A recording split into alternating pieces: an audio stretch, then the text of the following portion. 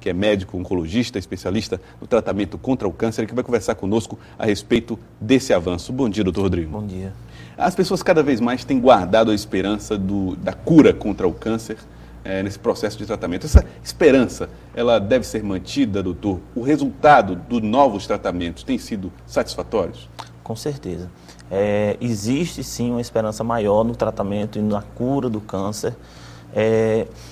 Hoje se sabe que quanto mais precoce o diagnóstico, quanto mais cedo você descobrir a doença, e hoje existem métodos diagnósticos mais detalhados, mais eficientes, né? E esse diagnóstico precoce, associado a tratamentos mais modernos, novas medicações, novas formas de fazer a radioterapia, novos tipos de cirurgia, levam a uma maior taxa de remissão da doença e maior taxa de cura do câncer mundialmente. Uhum. E olha, doutor, além dessa questão do tratamento, que exige realmente uma quantidade de drogas, muitas vezes muito fortes, existe a força de vontade dos pacientes. A paciência e a perseverança também pode ajudar na cura contra a doença. Depois de 5 meses fazendo o tratamento de um câncer, recebi a notícia de que conseguimos vencer o câncer. O depoimento do ex-presidente Lula soa como injeção de otimismo para milhares de brasileiros que já receberam o impacto do diagnóstico do câncer e tiveram que enfrentar o doloroso tratamento.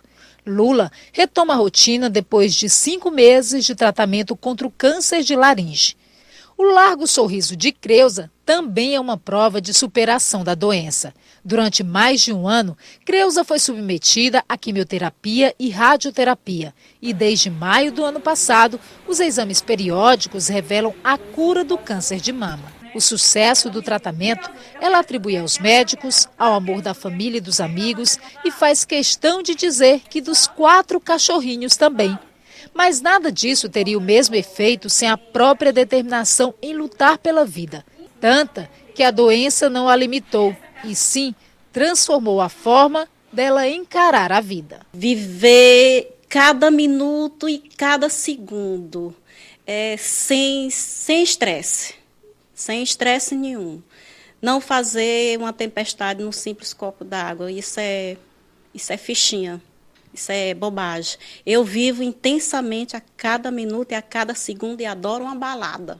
Creuza mostra com orgulho o trabalho artístico que ocupa a mente e lhe garante renda. E surpreende ao dizer que nunca parou a vida por causa da doença. Acreditar que vai ficar curado. Sempre o pensamento positivo e não deixar nada lhe abalar. Todos os médicos dizem isso para mim. Você é assim como é e se recuperou rápido porque você é positiva, porque você vai buscar algo além da medicina, que é simplesmente o amor.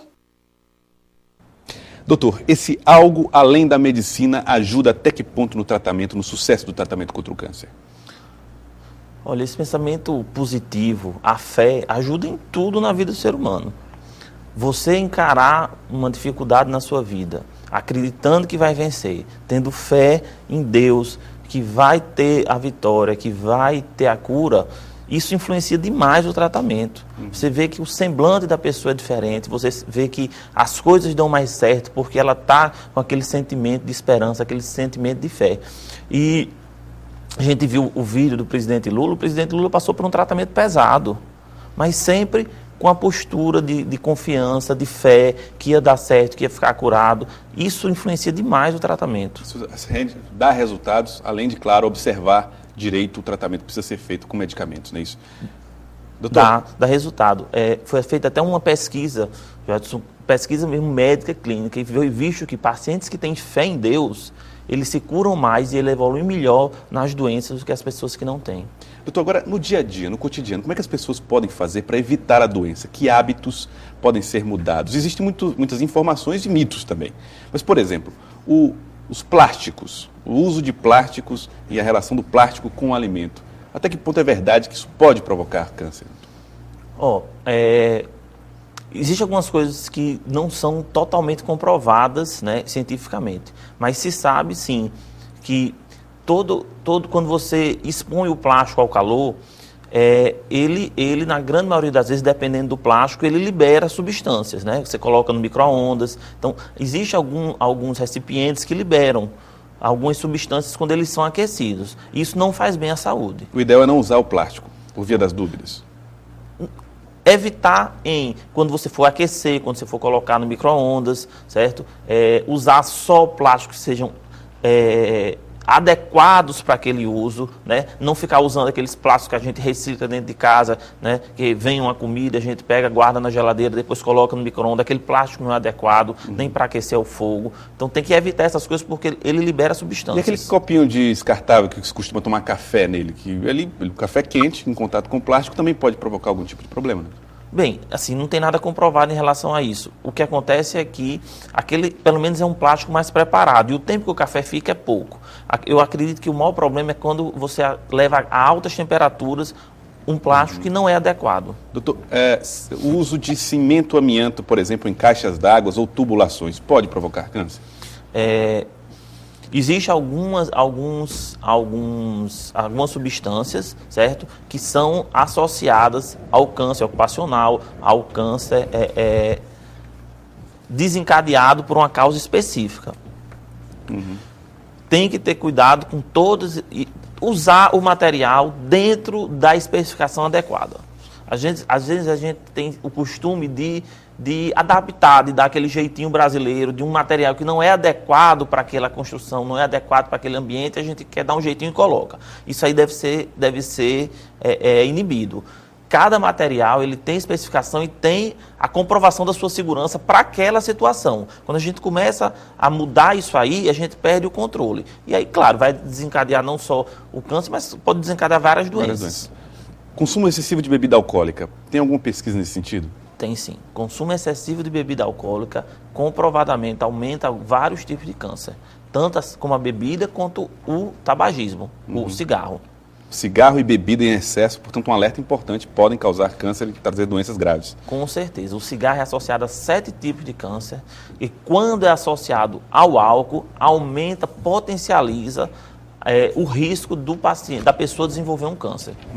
Doutor, chega uma pergunta aqui do telespectador, a Wanda, ela pergunta o seguinte, ela disse que a mãe dela teve câncer no colo do útero e fez sessões de tratamento, fez 4 sessões com HDR. Ela quer saber o que é esse HDR e se faz curar o câncer. Com certeza. O HDR é um tipo de radioterapia, certo? Que é uma modalidade de tratamento do câncer através de radiação. O HDR é uma radioterapia localizada que é colocada muito próximo, em contato com o colo do útero, e ela elimina uma quantidade de radiação, certo? Com menos efeito colateral. Ela dá uma maior quantidade de radiação com menos efeito colateral e aumenta, sim, a chance de cura do câncer do colo do útero. Rapidamente aqui, a Raimunda, há 8 anos, teve câncer na mama esquerda, fez quimioterapia. Ela quer saber como é que deve ser o tratamento a partir de agora, como é que funciona o controle. Bem, quando você termina um tratamento do câncer, se tudo correr como desejado, você tem remissão total da doença, o que, do ponto de vista médico, é considerado uma cura. Para você dizer realmente que você foi curado, você tem que acompanhar, certo, aquele paciente fazendo seus exames rotineiros. Cada doença tem as datas dela, certo? Algumas doenças que o risco é maior, você tem que ver o paciente a cada 3 meses, algumas doenças a cada 6, e às vezes a cada 1 ano. O que acontece? Às vezes as pessoas se fixam só nos exames, mas mais importante do que os exames, antigamente se fazia assim, exame rotineiro, mas a medicina descobriu que mais importante do que os exames são o próprio consulta médica, o exame do médico e as próprias queixas do paciente. Mais importante do que você está fazendo exame rotineiramente, que é importante você fazer suas consultas, é não menosprezar queixas, não menosprezar sintomas no intervalo daquela doença. Muitas vezes a gente diz assim, não, doutor, eu só volto daqui a 3 meses. Se eu só volto daqui a 3 meses, se eu não sentir nada. Porque qualquer sintoma tem que ser levado em consideração e tem que ser investigado. Doutor Rodrigo Valença, muito obrigado pela sua participação aqui no Notícia da Manhã e pelos esclarecimentos dados aos nossos telespectadores. Muito obrigado. Obrigado a vocês.